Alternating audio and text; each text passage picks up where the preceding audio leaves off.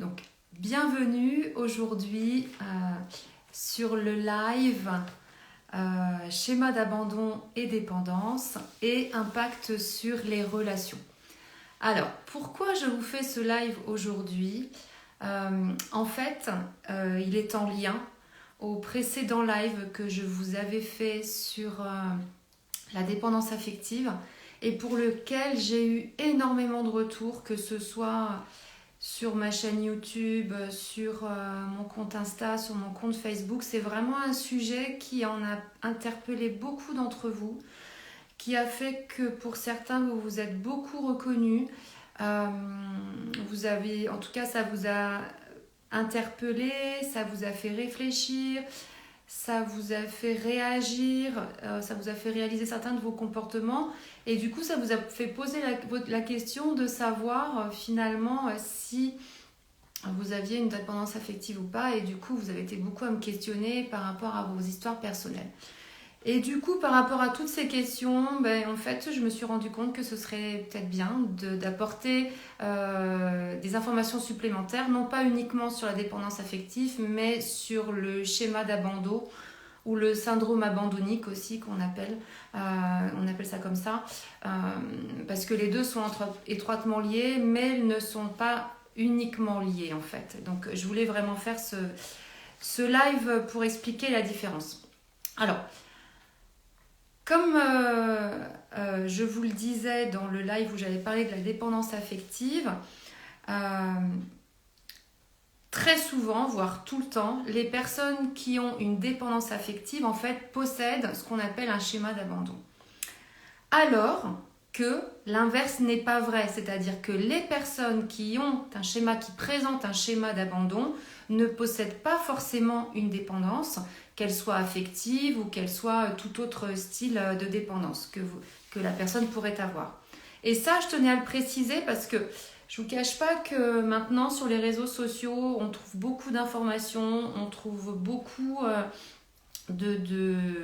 d'informations qui sont quelquefois contradictoires, et moi j'avoue que c'est un sujet qui est tellement important, enfin tout ce qui touche au mal-être des gens, qui touche à des troubles de l'attachement, à des troubles relationnels, etc., ne sont pas des sujets qui sont à prendre à la légère, et moi je trouve que par moment il faut remettre les informations des informations précises. Et oui, ça peut être quelquefois de la désinformation, donc moi je tiens quand même à repréciser les choses.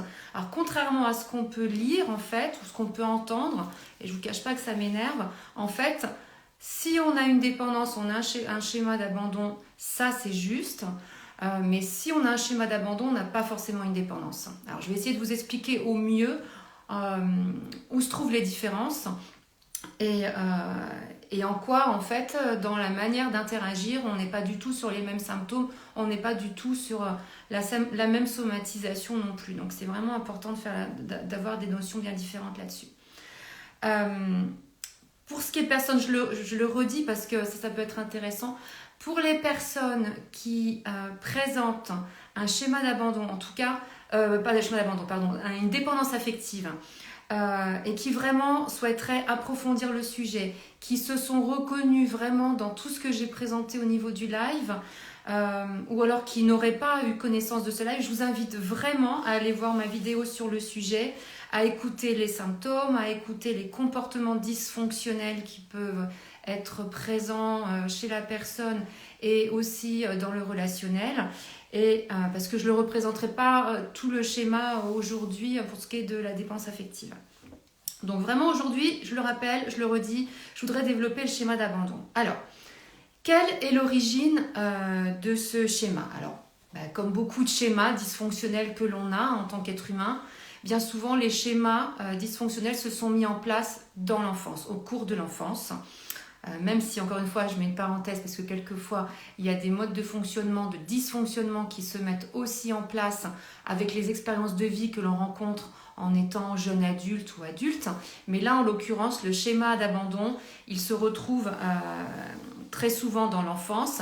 Alors, dans plusieurs cas, bien souvent, lorsqu'un enfant n'a pas eu ou a très peu eu un parent ou une personne référente sur qui compter, soit parce qu'il y a eu une perte, soit parce qu'il y a eu une maladie qui rendait ce parent ou cet accompagnant dans l'incapacité d'accompagner l'enfant, soit il a été peu présent, soit il était plutôt instable, soit il y a eu un ressenti d'abandon, alors soit réel, c'est-à-dire malheureusement, ça arrive, un réel abandon, soit et avec du coup un enfant qui a été placé en foyer ou qui a été adopté, il y a un schéma d'abandon réel qui est là, soit c'est simplement un ressenti, mais ça n'empêche que le syndrome est quand même là et la souffrance est aussi importante quand même. Soit le deuxième cas, et là où c'est bien souvent, c'est très étonnant, c'est que ça peut se retrouver aussi chez des enfants qui ont eu des parents surprotecteurs, mais qui alternaient entre l'abandon et la dépendance en fait.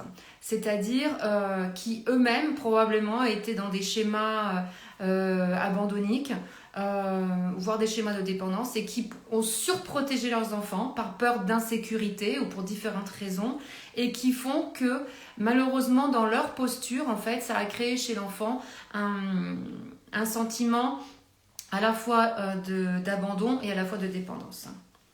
Alors là, je tiens à préciser que quand je dis que les schémas d'abandon trouvent leurs origines dans l'enfance, bien souvent, de prime abord comme ça, on pourrait avoir tendance à en vouloir du coup à nos parents de nous avoir fait subir des choses qui ont une telle incidence derrière sur notre vie personnelle, sur notre interaction avec les autres.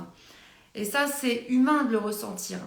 Mais moi, je propose vraiment à chaque fois d'essayer d'aller plus loin. C'est-à-dire que je suis convaincue que beaucoup d'entre vous sont parents et vous savez à quel point être parent, c'est loin d'être un exercice facile. On n'a pas de livre où on apprend. Alors c'est sûr qu'on a plein de bouquins qui nous aident, mais être parent, ça s'apprend au quotidien et on fait tous des erreurs, mais toujours on essaye de faire de notre mieux. Et nos parents, malgré les dysfonctionnements qu'ils pouvaient avoir, malgré les choses traumatisantes qu'ils ont pu vivre aussi à leur niveau, avec nous, enfants, ils ont fait de leur mieux. Voilà, ils ont jamais, même s'ils nous ont blessés, même s'ils nous ont fait de la peine, même s'ils ont été absents pour différentes raisons, même s'ils ont été dysfonctionnels, ils ont fait de leur mieux. Et ça, c'est vraiment super important de réussir à dépasser ce stade et quelque part à pardonner. Voilà. Pardonner ne veut pas dire excuser. Pardonner, ça veut simplement dire que quelque part, j'accepte ce que j'ai vécu, je ne le nie pas, je ne rends pas uniquement l'autre responsable. Par contre, j'essaye moi d'y travailler personnellement pour aller mieux et puis peut-être aussi pour ne pas reproduire ce schéma sur mes propres enfants ou sur les relations que je peux entretenir avec mon entourage, que ce soit mon mari, ma femme, mes amis, etc.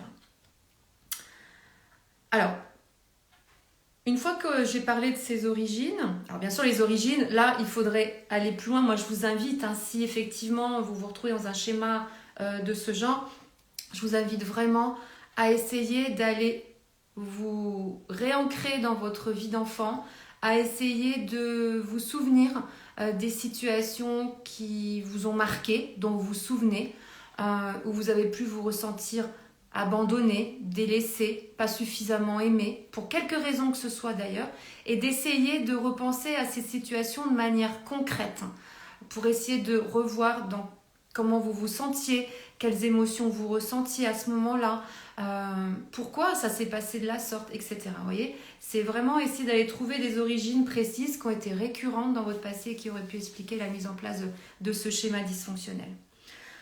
Après, quel impact ça a sur vos relations ? Alors, si vous avez ce schéma d'abandon, bien évidemment, comme je vous le dis, ce schéma d'abandon, vous l'avez si vous avez souvent à l'esprit le fait de vous sentir abandonné, le fait de vous sentir délaissé, le fait de vous sentir pas suffisamment aimé. Enfin bref, globalement, ce sont les 3 choses les plus importantes, mais il peut y avoir bien évidemment d'autres pensées, d'autres croyances, d'autres symptômes. Toujours est-il que si vous avez ce schéma-là, vous vous sentez bien souvent, trop souvent, très souvent abandonné. Et vous pouvez du coup, dans vos relations, développer certains types de relations. Je vais vous donner des exemples, comme ça peut-être que ça va vous aider à illustrer. Si vous avez ce schéma, vous pouvez vous engager dans des relations qui ne sont pas, bien évidemment, saines, parce qu'elles vont être instables, elles vont être insécurisantes pour vous, peut-être pour l'autre aussi. elles ne vont pas être sereines ni pour vous ni pour l'autre. Pourquoi? Parce que avec beaucoup de conflits. Pourquoi? Parce qu'avec beaucoup de charges émotionnelles, beaucoup de peur, etc. Vous pouvez, dans ce cas-là, développer des relations avec des personnes qui ne sont pas disponibles. J'entends par là, soit des personnes qui sont un partenaire ou une partenaire déjà engagé dans une autre relation, soit parce que cette personne-là est mariée, soit parce que cette personne-là est déjà intéressée, déjà engagée dans une relation, sans qu'il y ait d'ailleurs d'engagement officiel, mais en tout cas quelqu'un qui est déjà dans une autre relation. Soit vous pouvez être dans une relation avec une personne qui n'est pas assez engagée dans la relation, parce que vivant beaucoup pour son travail, parce que voyageant beaucoup pour son travail, parce que habitant loin, parce que ne voulant pas d'un couple cohabitant, parce que avec des démonstrations d'amour qui sont très fluctuantes. Un jour, cette personne-là est hyper amoureuse, le jour suivant, pas du tout, ce qui peut être très insécurisant. Vous voyez, là, ce sont quelques exemples que je vous ai donnés. Si vous êtes dans ce schéma d'abandon, vous pouvez aussi rester seul longtemps.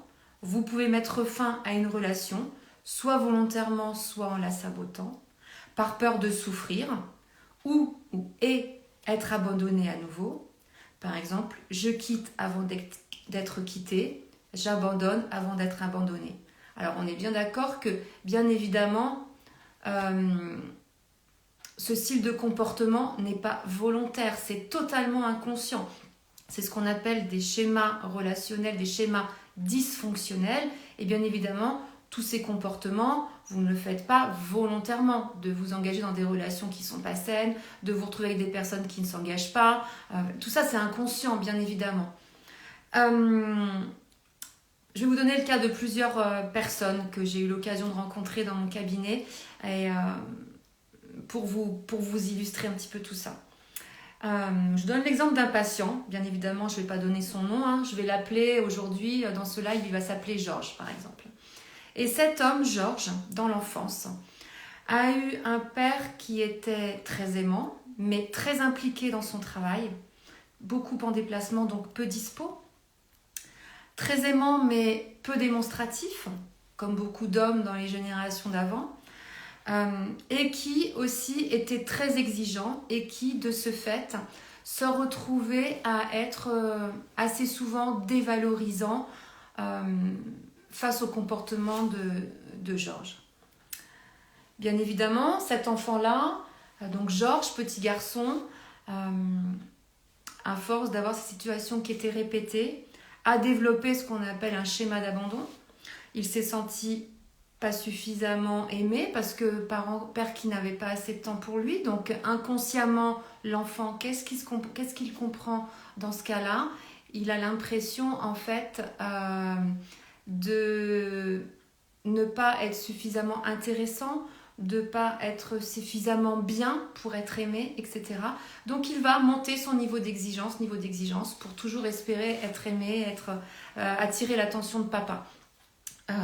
Et c'est un puissant fond. Donc c'est un enfant qui peut développer un comportement de perfection, ce qu'on appelle du perfectionnisme. Mais en tout cas, toujours est-il que son ressenti le plus important, ce sera de ne pas être suffisamment aimé ou de ne pas être aimé. Donc il va développer inconsciemment beaucoup de comportements pour se sentir aimé. Donc comme je vous le disais, des comportements un niveau d'exigence élevé, du perfectionnisme. C'est un enfant qui peut aussi développer un comportement à faire beaucoup de bêtises, à ne pas respecter les règles, à avoir de comportements qui sont dangereux pour sa sécurité, peut-être pour attirer l'attention. En l'occurrence, ce Georges, petit garçon, avait développé un comportement de perfectionniste parce que ça venait aussi combler un besoin de reconnaissance. Mais bien évidemment, tout ça, c'était sans fin et ces besoins étaient non comblés. Donc, ce syndrome d'abandon n'a jamais été comblé. Ce Georges a grandi. Dans l'adolescence, il a continué ce comportement inconscient qui avait été mis en place. Et donc, bien sûr, il l'a continué. Et arrivé à l'âge jeune adulte, Dans ses relations amoureuses, c'était toujours des schémas assez compliqués. Et dans la dernière relation qu'il a eue, qui était quand même une relation qui dure, d'ailleurs il est encore dedans, hein, une relation qui dure depuis plus de 20 ans, mais sa relation est très très compliquée. Elle est très fluctuante, beaucoup de conflits, beaucoup de, quelque part, de pétage de câble, où c'est du je t'aime plus, je t'aime moi non plus, enfin ce qu'on appelle un peu du chantage affectif. Très demandeur en démonstration d'amour, et avec des comportements inacceptables pour l'autre parce que beaucoup de colère exprimée en fait. L'épouse de Georges n'en peut plus. Elle m'a consultée bien évidemment aussi. Elle a beau essayer de tout mettre en place pour lui montrer à quel point il compte pour elle, à quel point elle l'aime. En fait, c'est un puissant fond, ça n'est jamais assez en fait. À tel point que pour se protéger, elle a mis aussi des mécanismes en place de protection psychologique. Elle a pris un peu de distance, c'est-à-dire qu'elle ne s'est pas désengagée du couple, mais elle a pris de la distance par rapport à ce qu'il renvoyait comme message, par rapport aux émotions qu'il mettait en avant.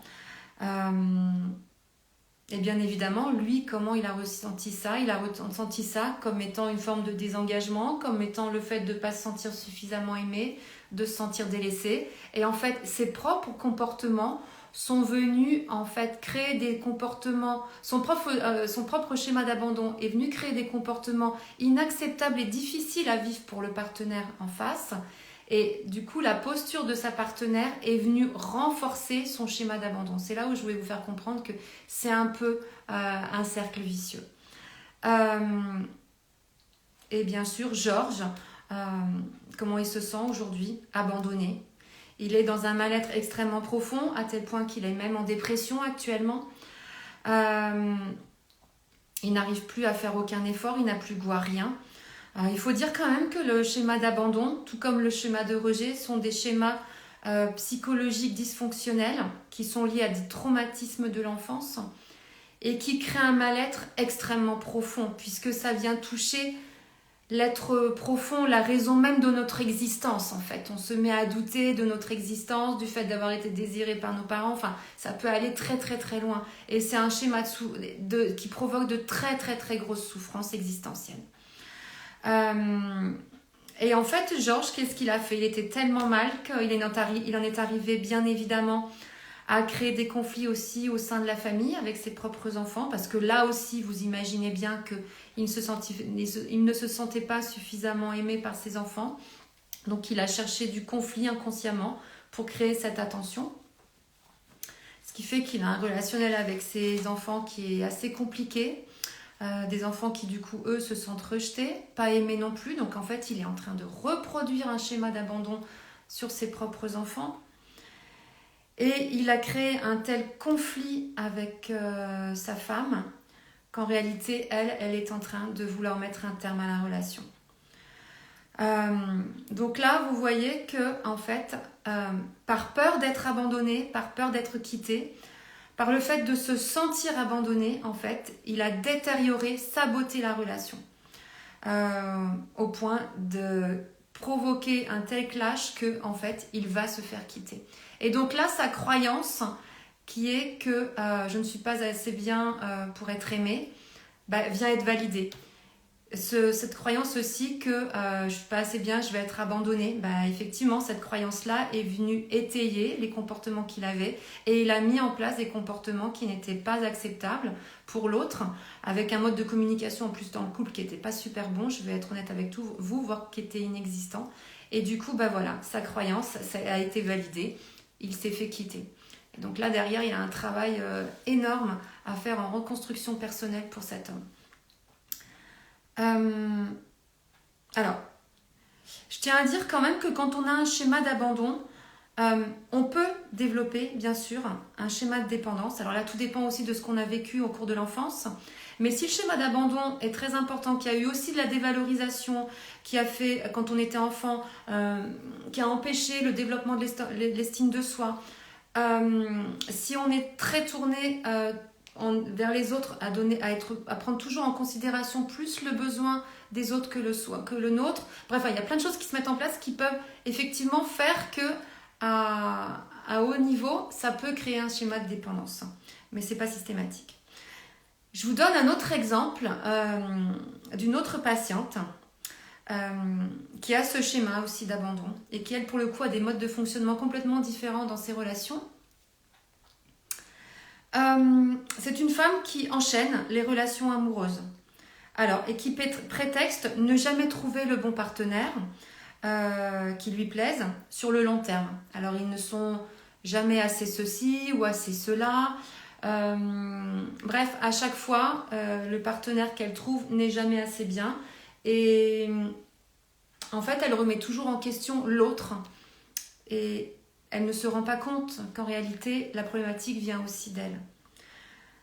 Au fur et à mesure, souvent, des échanges dans ces relations et au fur et à mesure des échanges que j'ai eus avec elle après en thérapie, je comprends qu'en fait, pourtant, toutes les relations dans lesquelles elle était, tous les hommes avec lesquels elle était, et pour lesquels elle trouvait toujours des prétextes, elle disait qu'ils ne lui convenaient pas. Pourtant, tous ces hommes-là, en faisant le listing et en faisant une analyse de ces relations, il s'est avéré, on a trouvé, je lui ai fait comprendre, je lui ai fait identifier à quel point tous ces hommes avaient pourtant les qualités qu'elle espérait chez un homme et avaient tous les comportements adaptés dans ce qu'elle attendait d'une relation de couple. Mais elle les quittait en fait dès que la relation devenait sérieuse en fait où elle devait s'engager. C'est-à-dire que là, par peur d'être quittée aussi, en fait, elle ne s'engageait pas suffisamment dans la relation. Voilà.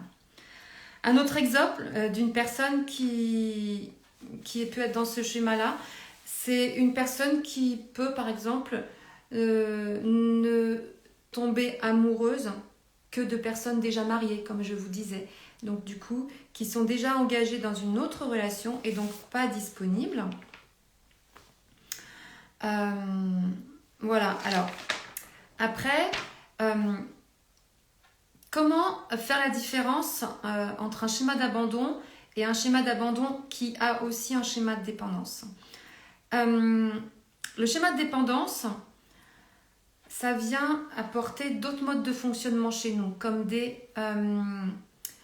je me sens vivre ou vivante ou vivant uniquement au travers de l'autre ou pour l'autre. J'ai une solitude qui est insupportable, viscérale. C'est très douloureux, c'est une source de souffrance énorme. J'ai beaucoup de peur, beaucoup de tristesse. Je suis souvent dans des relations qui sont toxiques et souvent avec des personnes, des partenaires qui ont des profils psychologiques qui sont dans la manipulation, voire des pervers narcissiques. Mes besoins sont tout le temps tournés vers l'autre et je nie mes propres besoins. Possiblement, je peux avoir des dépendances à autre chose qu'à la dépendance affective. Par exemple, je peux être dépendant à la cigarette, à l'alcool, au sexe. Je peux avoir des dépendances à l'alimentation, à la drogue. Enfin bon, voilà. Globalement, voilà, ce sont des schémas qui peuvent être présents quand on a un schéma de dépendance et qui ne sont pas présents dans un schéma d'abandon. Dans le schéma d'abandon, qu'est-ce que je vais avoir comme symptôme essentiel ? Je peux, moi, vivre seule si j'ai un schéma d'abandon. Mais souvent parce que c'est en réaction à mon schéma. Parce que inconscient, qui est j'ai peur de souffrir dans la relation, j'ai peur d'être abandonnée.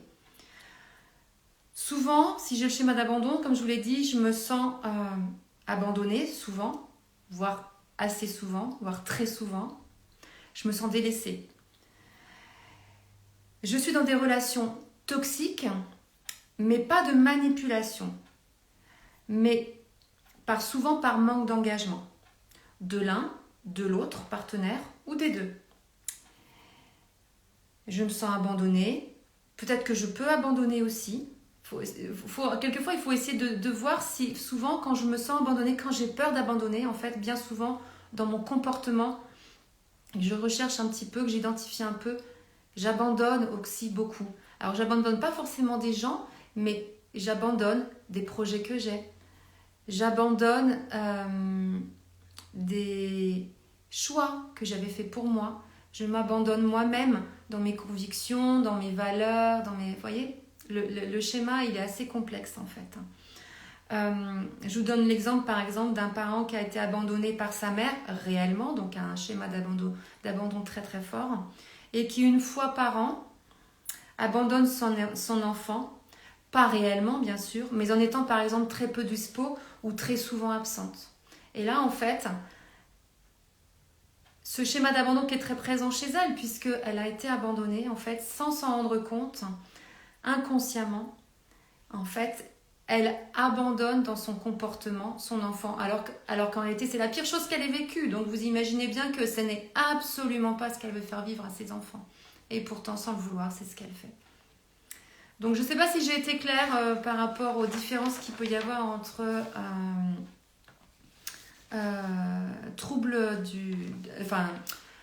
schéma d'abandon et schéma de dépendance. J'espère que oui. Je vois toutes vos questions, hein. Je finis en fait et puis après je reviendrai sur vos questions. Alors, bien évidemment, ce schéma d'abandon, ce schéma de dépendance, je vous ai dit, il prend ses origines au cours de l'enfance. Et en fait, il prend ses origines parce qu'il y a un trouble de l'attachement. Pour un enfant, pour qu'il puisse se sentir plus tard bien dans ses relations, il doit être élevé dans un climat familial qui est calme, serein, qui lui apporte de la sécurité, qui lui permet de développer son estime de soi, qui lui permet de se sentir accompagné, qui se permet de se sentir aimé, valorisé par ses parents, etc. Bien souvent, j'aurais tendance à dire qu'on a tous eu des manquements quand on était enfant. Et moi, j'avoue que je suis maman aussi. J'ai des manquements aussi en tant que maman. Bien évidemment, on n'est pas parfait, on fait ce qu'on peut. Mais en tout cas, heureusement, tous les manquements ne créent pas des schémas importants, dysfonctionnels après. Toujours est-il qu'on est vraiment dans des troubles de l'attachement, en fait, dans des dysfonctionnements d'attachement. Alors, bien sûr, ce schéma d'abandon rend insécure toute relation. Mais bien évidemment, ça se travaille et ça se transforme pour sortir de ce schéma inconscient dysfonctionnel et pour pouvoir ensuite développer des relations saines et stables. Pour être heureux ou heureuse en relation, il faut se sentir en sécurité, aimer l'autre, être aimé sainement, être soi-même, ne pas avoir de peur, ne pas avoir de souffrance, avoir une bonne communication. Vous imaginez bien que c'est très complexe, mais pour autant, c'est faisable, bien évidemment. Par contre, ça nécessite d'y apporter une attention particulière, ça nécessite d'y travailler. Alors, si vous vous retrouvez dans un schéma d'abandon, bien évidemment, je vous invite à ne pas rester avec ces souffrances en vous disant que ça va passer, en vous disant que vous savez que vous êtes aimé par l'autre, etc. Si vous avez ces dysfonctionnements qui sont présents, franchement, libérez-vous de tout ça pour aller mieux personnellement, mais aussi pour, si vous êtes parent, ne pas inconsciemment reproduire ces schémas dysfonctionnels, parce que c'est ce qu'on fait sans s'en rendre compte. Si vous vous retrouvez dans tout ça, bien évidemment, je vous invite soit à suivre une thérapie, alors soit une psychothérapie pour comprendre déjà, pour vous aider peut-être à comprendre les origines du schéma d'abandon et ou de dépendance, soit de faire ce qu'on appelle une thérapie comportementale et cognitive. Alors moi, c'est ce que je pratique en consultation. Alors c'est comme une psychothérapie, on va bien sûr chercher les origines de ce syndrome, de ce schéma dysfonctionnel dans votre enfance. On va essayer d'aller travailler tout ça pour essayer d'aller apaiser tout ça et de comprendre ce qui s'est passé et en quoi ça vous a fait souffrir à l'époque. Mais en plus, le but, c'est de comprendre, d'accepter, de pardonner à ses parents. Mais c'est surtout aussi de mettre en place des nouveaux comportements dans notre vie à partir de maintenant, de mettre en place des nouvelles croyances, des nouveaux fonctionnements pour éliminer ce schéma d'abandon en mettant de nouvelles pratiques en place, pour changer en fait nos comportements inconscients que l'on a et qui nous desservent. Donc ça, c'est pour le thérapie. Après, je ne vous cache pas que vous pouvez aussi, si vous voulez aller plus loin dans la réflexion, vous pouvez aussi retrouver dans ma bio ou sur mon site internet le programme que j'ai appelé dépendance affective et qui traite aussi bien évidemment le schéma d'abandon, puisque c'est un travail qui permet de la réflexion et de travailler, ça permet de modifier, d'évoluer et de transformer les traumatismes d'attachement. Ça permet aussi de travailler les symptômes, ça permet d'apporter des réflexions et surtout j'apporte plein de solutions, de pistes d'action pour en sortir. En tout cas, ne soyez pas dans cette situation-là. Ne laissez pas l'autre aussi dans cette souffrance en fait. Essayez de l'aider ou de faire en sorte qu'il prenne conscience et qu'il se fasse aider. En tout cas, ne soyez pas spectateur ou spectatrice de vos relations amoureuses insécurisantes, malsaines et non épanouissantes. Agissez absolument pour que cela change. C'est possible. Transformez. Allez-y. Et pas tout seul. Vous aurez énormément de mal pour vous en sortir. En tout cas, j'espère que dans ce live, j'aurai apporté un complément d'information. Je vous aurai aidé à y voir plus clair. Je vous aurai aidé peut-être à y voir plus clair en vous, si vous avez ce schéma-là. Je vous ai aidé à y voir plus clair peut-être aussi par rapport au partenaire ou à la partenaire qui vous accompagne, par rapport peut-être au comportement de vos parents, par rapport au comportement de certains de vos amis. Bref, on est tous confrontés à des personnes qui possiblement rencontrent ce schéma-là et donc on peut bien évidemment aider ces personnes-là aussi, ne serait-ce qu'en leur disant tiens, regarde, il y a tel live qui peut t'aider, peut-être que tu vas t'y reconnaître, etc. etc. Moi, je suis convaincue que on est un être humain de relation. On l'a tellement ressenti et tellement vécu mal pendant la période de confinement parce qu'on n'était plus en relation les uns avec les autres en fait. Et nous sommes des êtres humains, nous sommes des êtres qui avons besoin de liens sociaux. Et les liens sociaux, ça va avec les amis, mais bien évidemment, on a besoin de liens avec les enfants, les maris, les femmes, avec les amis, avec les collègues. Et si vous êtes dans un schéma relationnel qui est dysfonctionnel, vous êtes trop dans la souffrance en permanence et ça touche tous les domaines de votre vie. Et ça, vous ne pouvez pas rester avec ça, vous ne pouvez pas subir.